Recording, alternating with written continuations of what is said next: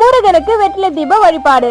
இன்னைக்கு பாப்பா school leave போட்டா. ஏன்னா 2 நாள் பத்திரிக்கை வைக்க வெளியே போயிருந்தனால ஸ்கூலுக்கு அன்னைக்கு போக முடியல. அதனால வீட்டுல இருந்தாலே ஒழிய எனக்கு தான் கொஞ்சம் நிறையவே ஹெல்ப் பண்ணா.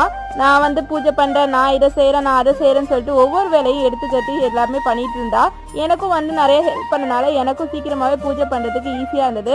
அன்னைக்கு எப்பவும் போல வெற்றிலை தீபத்துக்கு முதல்ல லாஸ்ட் வீடியோலே போட்டிருந்தேன். முதல்ல நிலவாசல விளக்கு ஏற்றி முடிச்சுட்டு அதுக்கப்புறம் சாமி ரூம்ல இருந்த விளக்கெல்லாம் ஏற்றி முடிச்சுட்டு அதுக்கப்புறம் முருகரை எடுத்து கீழே வச்சுட்டு முருகருக்கு வெற்றிலை தீபத்துக்கு 6 வெற்றிலையை வச்சு அதுல ஒரு அகல் விளக்கு வச்சு இன்னைக்கு விளக்கேற்றினா. எப்போதும் 6 விளக்கு ஏற்றுவேன். சம்டைம்ஸ் ஒரு அகல் விளக்கும் வச்சு விளக்கேற்றலாம். கரெக்டாக நான் விளக்கேற்றுற டைம்ல டிவியில முருகா போட்டி போட்டுட்டு நல்லபடியா விளக்கேற்றி முடிச்சோம். உடனே கந்தசஷ்டி கவசமும் பாடி முடிச்சது. மனசுக்கு நிம்மதியா இருந்தது.